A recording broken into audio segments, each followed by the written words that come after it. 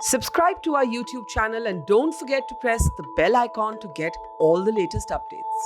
ये जो आज की रात गुजरी है, इससे पिछली रात यानी 23-24 की रात में तकरीबन 10 और साढ़े 10 के बीच में मेरे पास हमारे अराउंड स्टाफ ने फ़ोन किया कि यूनिवर्सिटी की जामा मस्जिद की जो बाहरी दीवार है उस पे 2 पोस्टर लगे हुए हैं और उसी तरीके के 2 पोस्टर अंदर जो वज़ू खाना है जहाँ पे वज़ू करते हैं वहाँ पर ज़मीन पर 2 या 3 पड़े हुए भी उनको मिले।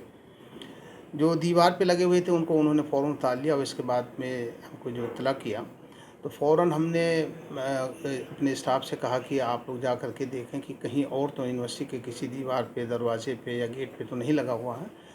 पूरे स्टाफ ने फ़ौरन अलग अलग जा कर के तमाम जगहों पे देखा, लेकिन कहीं पर ऐसा उस तरीके का कोई पोस्टर फिर नहीं दोबारा मिला। तो फिर फ़ौरन हमने अपने जो हमारे असिस्टेंट प्रॉक्टर थे वह उस वक्त पर उनसे हमने रब्ता कायम किया और उनसे हमने कहा कि पूरी और जगह पर जा कर के दिखवाएँ। उन लोगों ने पूरी रात पूरे यूनिवर्सिटी कैंपस का राउंड लिया और इस बात की कोशिश की कि जो लोगों ने लगाया वो कहीं फिर दोबारा इस तरीके की कोशिश करें, लगाने की कोशिश करें ताकि वो पकड़ में आ जाएं, लेकिन ऐसा कुछ नहीं हुआ। पूरी रात लोग राउंड लेते रहे, देखते रहे, लेकिन किसी ने दोबारा ऐसा नहीं किया और ना उस तरीके का कोई पोस्टर हमें कहीं और मिला लगा हुआ। तो इसके बाद में भी हमने अभी जो पिछली रात गुजरी है दिन में भी हमने हर तरह से दिखवाया, लेकिन कहीं और नहीं मिला है।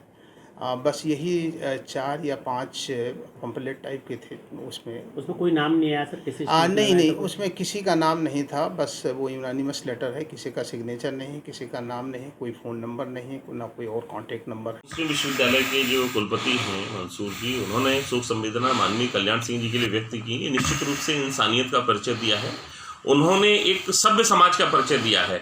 परंतु दुर्भाग्य की बात यह है कि वो उस विश्वविद्यालय के कुलपति हैं जो आतंक की पाठशाला है, जहां पर याकूब मेनन की फांसी का विरोध होता है, जहां इस देश में आतंकवादी मरते हैं तो उनकी शोक सभाएं होती हैं, यहां देश पर हमला करने वाले और जवानों को शहीद करने वाले आतंकवादियों के मरने पर वहां नमाज पढ़ी जाती है, उनकी नमाज जनाजा जो होती है वो पढ़ी जाती है। तो ऐसे में निश्चित रूप से आतंकवादियों को किसी राष्ट्रभक्त की सांत्वना देने वाला व्यक्ति या राष्ट्रभक्त के लिए संवेदना व्यक्त करने वाला व्यक्ति बुरा लगेगा। उन आतंकी सोच वाले छात्रों ने निश्चित रूप से अपना असली चेहरा दिखाया है। मैं कुलपति जी से निवेदन करता हूं, अगर उनकी सोच वास्तव में अच्छी है, ऐसे छात्रों को रजिस्ट्रेट करें विश्वविद्यालय से।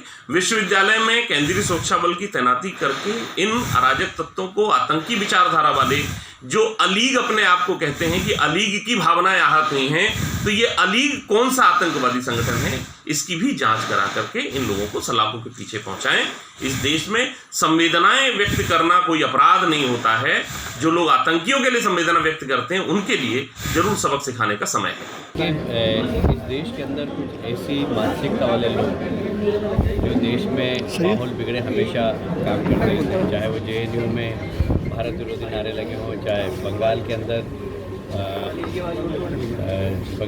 यूनिवर्सिटी के अंदर भारत के टुकड़े होंगे, इस प्रकार के नारे लगते हों, चाहे अलीगढ़ के अंदर यूनिवर्सिटी में इस प्रकार के नारे लगते हों। इस प्रकार की मानसिकता के लोग कहीं ना कहीं देश में चाहते हैं कि शांति नहीं हो, देश विकास नहीं करे।